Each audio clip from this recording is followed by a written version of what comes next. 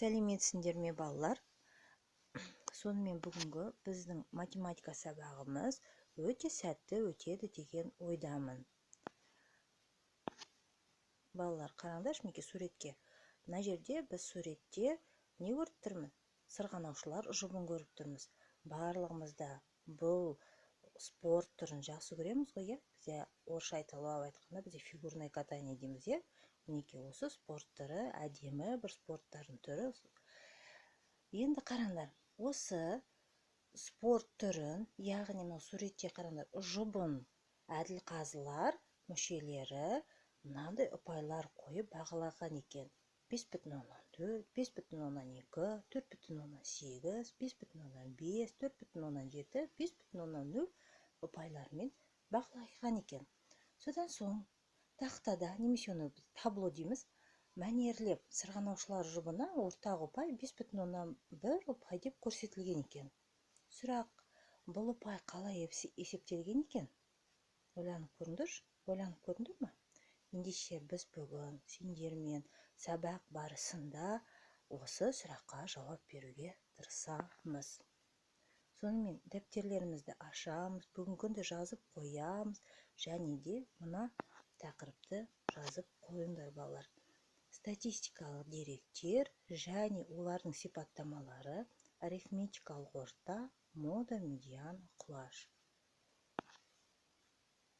Оқу мақсаттары: бірнеше сандардың арифметикалық ортасы, сонда деректердің құлашы, модасын, анықтамаларын білу.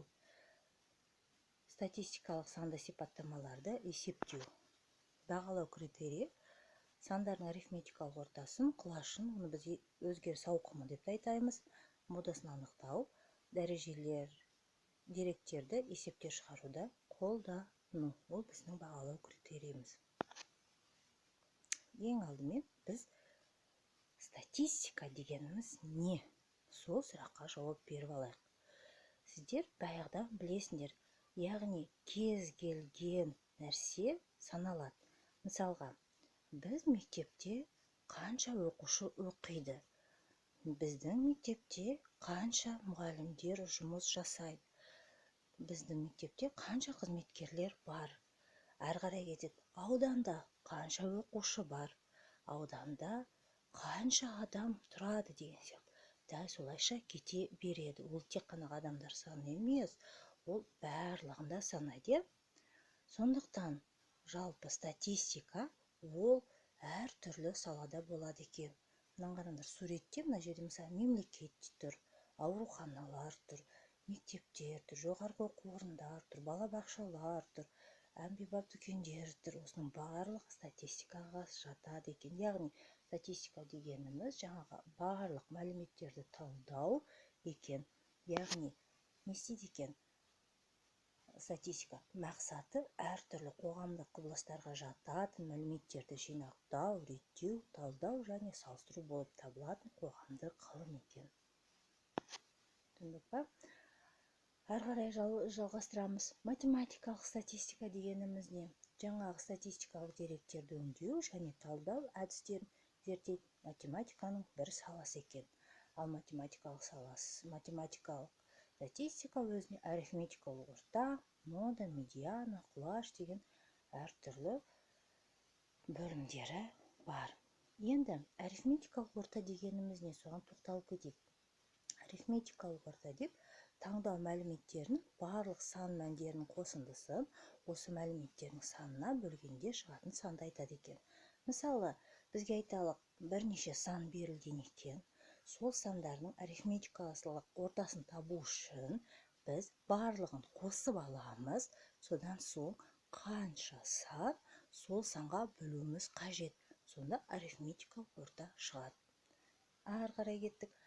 Мода атынан айтылып тұр. Мода деген екен білеміз ғой.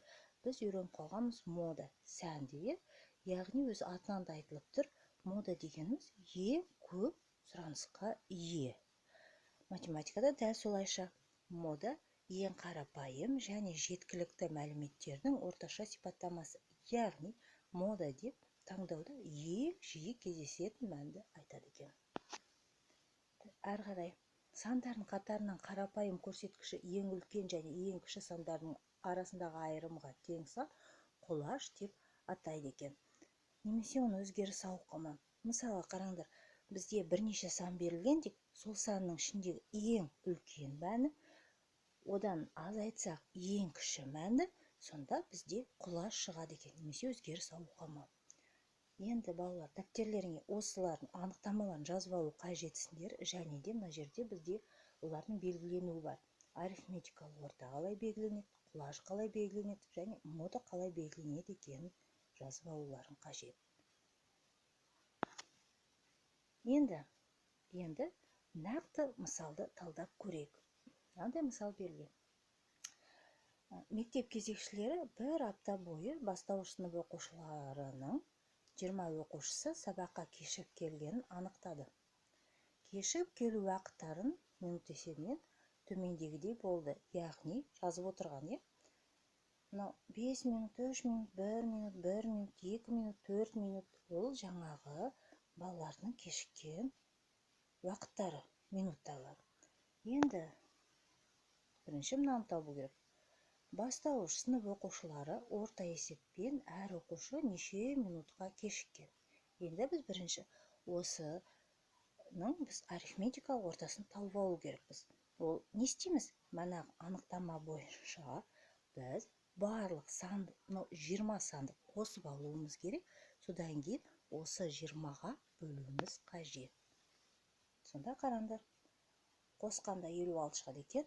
Содан кейін 56-ны 20-ға бөлдік, 2,8 минут екен, орташа уақыты.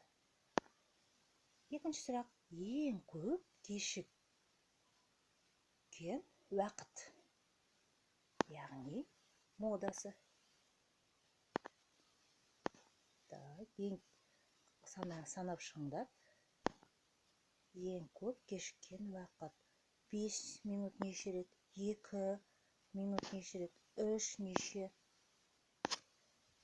Санап шықтық па? Сонда модасы 1 минутқа тең екен.